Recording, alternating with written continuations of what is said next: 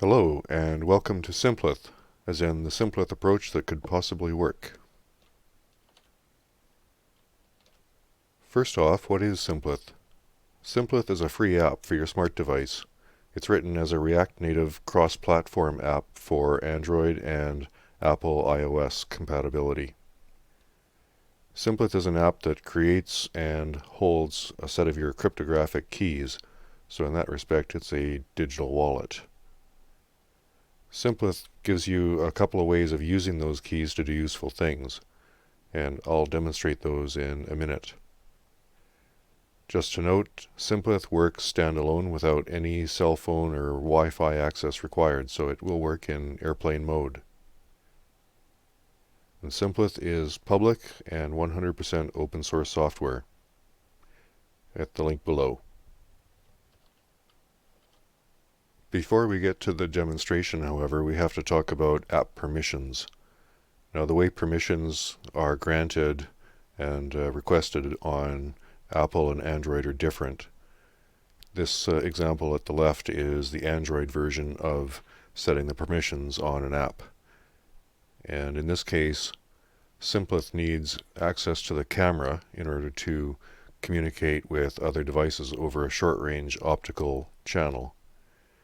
And as it stores keys, manages a set of keys, it needs access to files and media permission so that it can store those keys persistently on the device.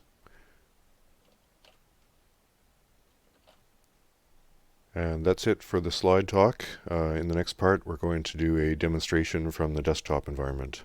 Stand by. And welcome to the Simpleth software demo. I have just pushed the app to the phone, and I've got it tethered. I'm going to run a program so we can see the phone output. There we go. And I've already configured the permissions as explained in the chat earlier. So I've got camera permission and media permission. And the way that those are set is going to be different on different versions of Android and Apple. I should note that Simpleth is a replacement for Keymaster. It has the ability to sign offline transactions, and it's been rewritten 100% script using a framework called React Native, and should be cross-platform between Android and Apple. So let's run it. Enter. The first time you run it, you have to pick a 6-digit code, and that code is used to encrypt and decrypt the wallet file. So if you want to restore your wallet at some point in the future, you have to have the same PIN.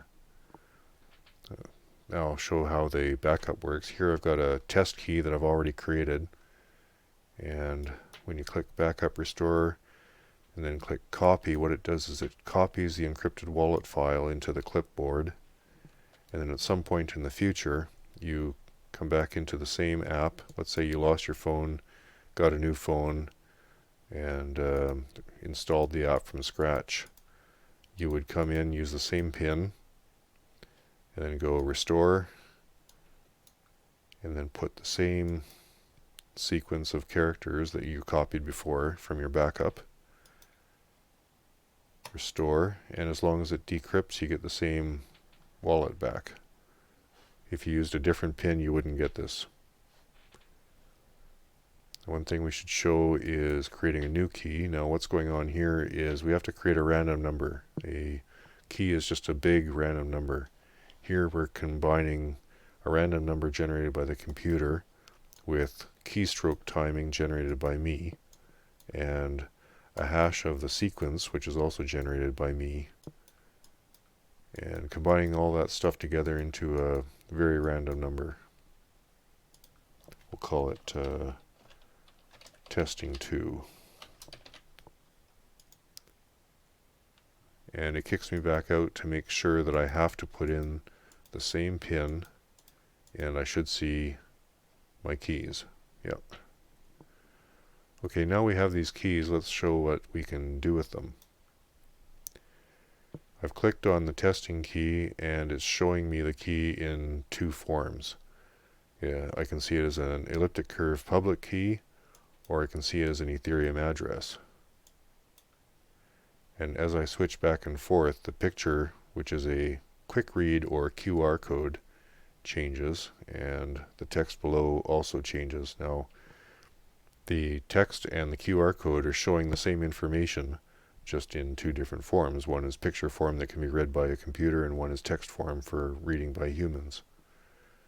In this case, I'm going to show how to use these keys for useful functions. We can do identification, and we can do signing to spend money by issuing transactions on the blockchain. So first we're going to do the spend. I have a test blockchain that I'm going to run with some pre-configured accounts. And it just happens to be that we have the same address on the right, just happens to have 100 Ether pre-configured. So let's spend some of that. Let's pretend that I've just wandered into a store and the merchant has a point of sale application. And for my items, he says 1 ETH please. Alright, what address should I send to? Well, here's the merchant's address. Send 1 Ether. I can include a message. And it's built up a transaction here in JSON format, JavaScript object notation, but there's no signature. We're going to have to get that from the user.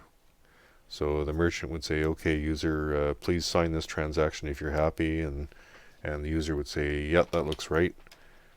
Okay, and he says sign this, and this is a hash of that Ethereum transaction, so I come sign spend. So the app has generated a digital signature and encoded that as this QR code. Now I'm going to show this QR code back to the app, desktop app. There we go. And the app has taken the user's signature, combined it with the Ethereum transaction, and created this raw transaction which we can send to the blockchain. Now, since I don't have a send feature built into my point of sale yet, we're going to use some other program to connect to the blockchain, and eth.send raw transaction, we're going to put that same text. There's the transaction hash. It made it to the blockchain and got submitted and mined in block number 1. So happy Pi Day, everybody. So that's the signing. I should say my point of sale app can also do arbitrary token transfers, and it can call any function on a smart contract. But today we're just going to show the how signing works, just the QR exchange. So we've done spending. Now let's do signing, identity. So now I'm going to run the point of sale. Let's pretend I'm the merchant. I've just come in the morning and I'm starting up my point of sale app, and it needs to know who I am. So I'm going to go back to identity challenge. Now I'm going to click here, and the program has generated a random key and a signature for me to respond to. So I'm going to click respond. Once I have, I'm going to go into my app. I'm going to say identify.